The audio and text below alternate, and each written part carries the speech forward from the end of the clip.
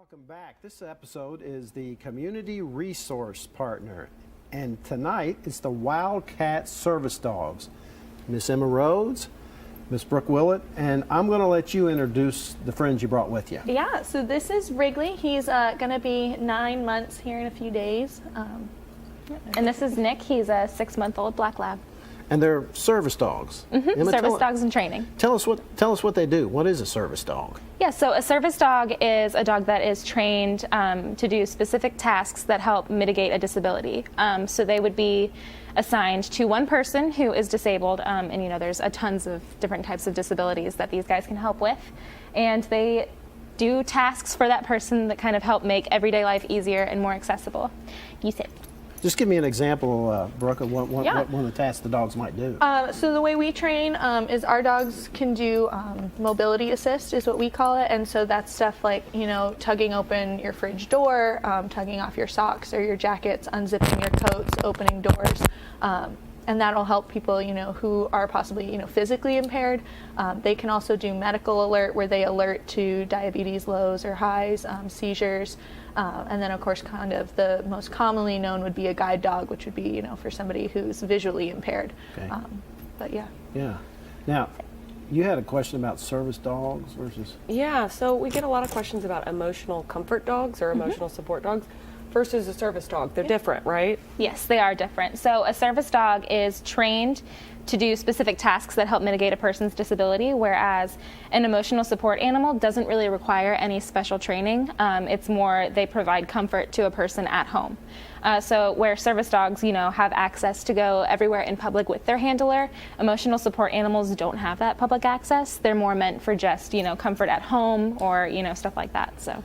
Now, can you pet a service dog? Should you pet a service dog, or usually the answer will be no, but especially with these guys where they're in training, if you come up and you ask the handler first if you can pet them, usually we'll say yes.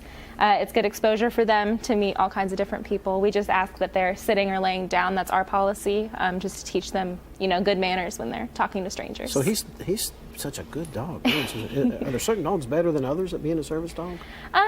Not really. Different breeds of dogs are better for different tasks, for sure. You usually need a big dog for mobility assistance because they have to be, tall enough and strong enough. But, there are breeds that can do amazing things, like no matter what breed. I've seen service Chihuahuas, it really doesn't matter. Now, you've got 2 here. Do you have more?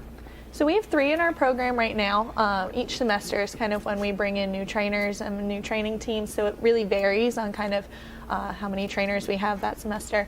At the current moment, we have 3. We'll be getting 4 more this coming semester. So we can have anywhere, usually the most I've seen has been about 6 or 7, but we've had more or less, so yeah. Okay, now a lot of your organization is fundraising. How do you get your financial sources to do these dogs? Yeah, we do a ton of fundraisers, every semester. It's kind of probably the biggest part of the club that our members will participate in is just, planning fundraisers. Nikki, come here. Sit. Come on. Good boy. Just, planning fundraisers, running them, trying to get money to buy these dogs. They're not cheap. It's not cheap to raise a service dog. And we need to keep up pretty constant funding in order to get more puppies and train them. So yeah, we do a lot of fundraisers. And they can help. And if they want more information, the website is wildcatservicedogs.org. Is yes. that right? Okay.